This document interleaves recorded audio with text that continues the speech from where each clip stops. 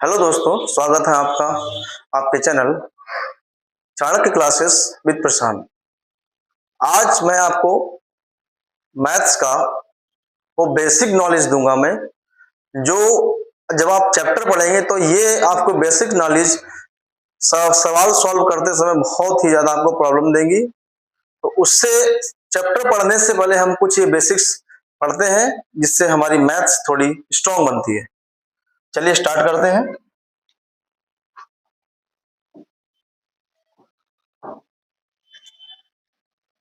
Basic math. अब basic math में आपको क्या पढ़ना, सर्वप्रथम आपको पढ़ना है पूर्ण संख्याएं। पूर्ण संख्याएं, पूर्ण संख्याएं क्या होती हैं? वे संख्याएं जो जीरो से लेकर अनंत तक, जीरो से स्टार्ट हो और अनंत तक खत्म हो, वे संख्याएं पूर्ण कहलाती हैं। जैसे वह संख्याएं जो जीरो से शुरू होती हैं और अनंत तक होती हैं,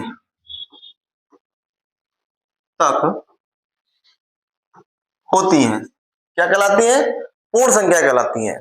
example: 0, 1, 2, 3, 4, 5, 6 dash dash dash dash, आपकी अनंत तक संख्या क्या हो गई? पूर्ण हो गई। इसी क्रम में दूसरा आता है आपका प्राकृत संख्याएं। प्राकृत संख्याएं, प्राकृत संख्याएं, प्राकृत संख्या क्या होती है? वह संख्याएं जो एक से प्रारंभ होती है और अनंत तक होती हैं, क्या कहलाती हैं? प्राकृत संख्या कहलाती है। एग्जाम्पल इसका 1, 2, 3, 4, 5, 6 डैश डैश डैश अनंत तक। अनंत तक संख्या जो होती हैं ये क्या कहलाती हैं? प्राकृत कहलाती हैं, जो एक से प्रारंभ होती हैं। इसी क्रम में आपकी आती है सम संख्याएं। सम संख्याएं क्या होती हैं गुरुजी? सम संख्याएं वो होती हैं, वह संख्याएं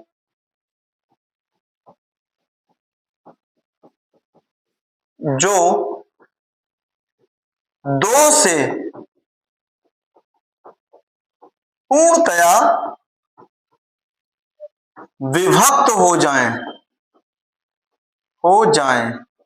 वो क्या होती हैं? सम संख्याएं होती हैं। फॉर एग्जाम्पल, अब ऐसा जरूरी नहीं कि आपकी 2 से ही प्रारंभ हो, हालांकि बोल देते हैं कि 2, 4, 6, 8 डैश डैश डैश अनंत तक, या आपकी भाई 14 ये भी आपकी सम है, 18 ये भी सम है आपकी, 100 ये भी सम है आपकी, 108 ये भी सम है। यहां तक अनंत तक आपकी कोई भी संख्या आती है, चाहे वो सीक्वेंस में हो चाहे सीक्वेंस में ना हो, वो आपकी क्या कहलाती है? सम कहलाती है। इसी क्रम में विषम संख्या गुरुजी क्या होती है? विषम संख्याएं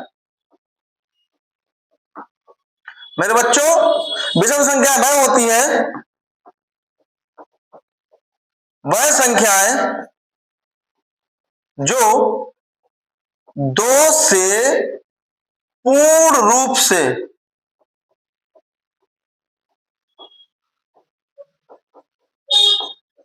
विभाजित ना हो, 2 से पूर्ण रूप से विभाजित ना हो। बच्चों, जो संख्याएं 2 से पूर्ण से विभाजित ना हो, वो संख्या क्या होती है? विषम कहलाती है। जैसे यदि पहली हम अगर बात करें, पहली विषम संख्या गुरुजी कौन सी होती है? पहली विषम संख्या 1 होती है, दूसरी होती है 3, अगली होती है 5, अगली होती है 7, होती है 9, अगली होती है आपकी 11, ऐसे डैश डैश डैश अनंत तक बहुत संख्याएं होती हैं। लेकिन जो प्रारंभ, जो यानी शुरुआत होती है विषम संख्याओं की, वो 1 से होती है। अब अनंत के बीच में कुछ भी आ जाए, या आपकी मान के 99 हो गई, 99 से शुरू हो गई, या आपकी 103 शुरू हो गई, कोई भी संख्या आपकी हो सकती है, वो विषम कहलाती है। ऐसा नहीं कि आपकी एक संख्या ही हो, आपकी विषम शुरुआत हो तो एक ही संख्या मानेंगे, ऐसा नहीं, एक संख्या को मानते हैं कि शुरुआत होती है आपकी। चलिए स्क्रीनशॉट ले लीजिए। चलिए नेक्स्ट, विषम सम हो गई, विषम हो गई, पूर्ण हो गई, प्राकृत हो गई। इसके बाद हम बात करते हैं भाज्य संख्याएं।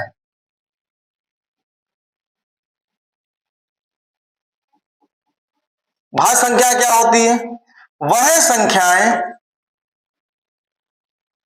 जो हमें भिन्न, वो भी कैसे भिन्न? साधारण भिन्न,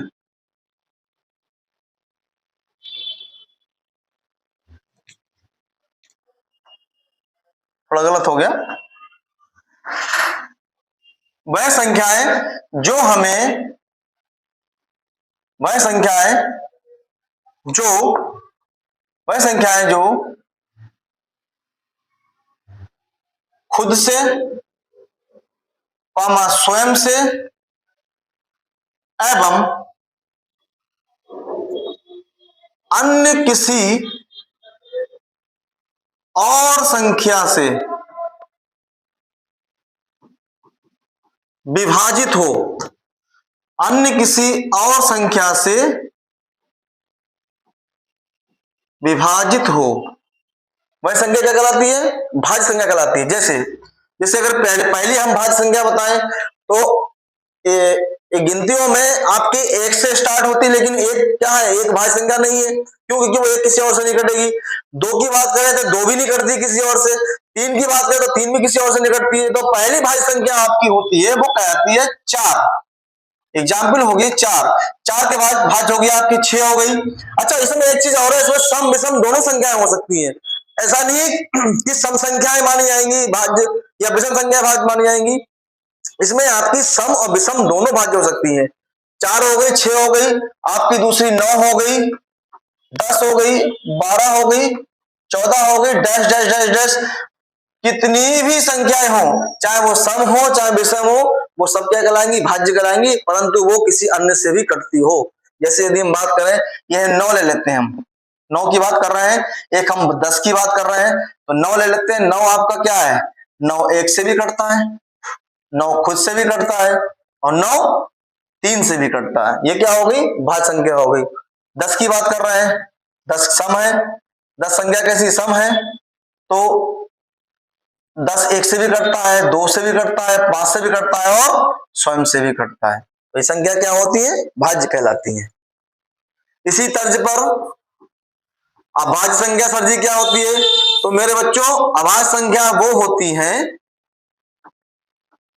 अभाज्य संख्या वह संख्या होती है जो एक से एवं खुद से विभाजित हो। एक से एवं खुद से विभाजित हो, अन्य कोई और ना काट पाए, और अन्य कोई भी संख्या ना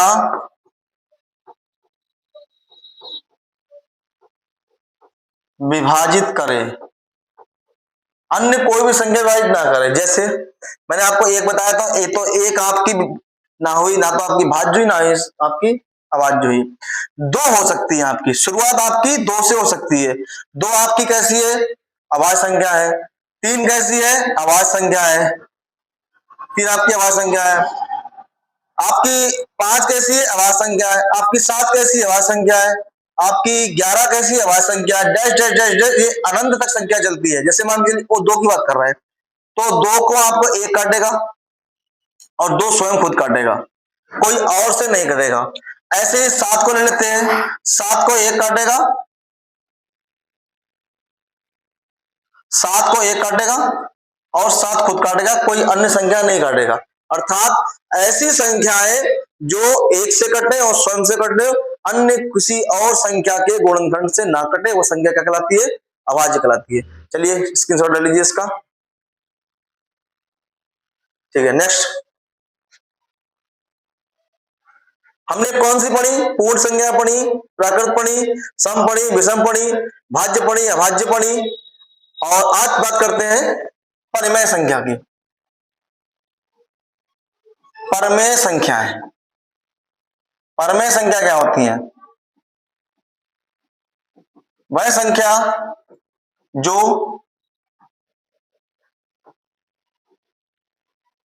भिन्न के रूप में लिखी जा सके, लिखी जा सके। जैसे भिन्न क्या? जैसे 4/5 है, ये हमें पहले से ही क्या होगी? पहले से हमें इस टाइप से दी हुई होगी संख्या 4/5। ऊपर वाली संख्या अंश कहलाती है, नीचे वाली संख्या हर कहलाती है। तो अंश बटा हर के रूप में जो संख्या होती है वो क्या कहलाती है? वो आपकी परमेय कहलाती है। ये आपकी, अच्छा एक बात है, ये आपकी नेगेटिव भी हो सकती है, पॉजिटिव भी हो सकती है, अर्थात ये प्लस में हो सकती है, माइनस हो सकती है। जैसे माइनस के 4/5 भी हो सकती है, या प्लस के 15/7 भी हो सकती है, या कोई अकेली संख्या भी हो सकती है। मान लीजिए 17 हो गई, 17 अपने आप में क्या है? पॉजिटिव संख्या है, लेकिन इसके नीचे अब सर जी, इसके नीचे ऊपर अंश तो दिख रहा है परंतु हर नहीं दिख रहा है। तो हर में भाई अपने आप बटे 1 होता है, परंतु उसे लिखा नहीं जाता, 1 को लिखा नहीं जा सकता। ऐसे ही यदि कोई पूर्ण वर्ग संख्या जैसे 144 हो गई, ये भी परमेय हो गई। जब इसका आप वर्गमूल निकालेंगे तो 12 निकल के आएगा, इसका वर्गमूल निकालेंगे 12 निकल आएगा, तो 12 अपने आप में क्या? परमेय है। इसका बटे अपने आप 1 आ जाएगा, चाहे ये माइनस में हो तब भी आ जाएगा, माइनस के 169 अंडर रूट में। ये भी क्या? इसका निकालोगे तो माइनस के 13 निकल के आएगा। तो ऐसा नहीं है कि माइनस में हो या प्लस में हो तभी आपकी परमेय कहलाएगी, प्लस में माइनस दोनों हो सकती है, परंतु वो अंश बटा हर के रूप में लिखी जा सके। दूसरी हो गई अपरिमेय संख्या।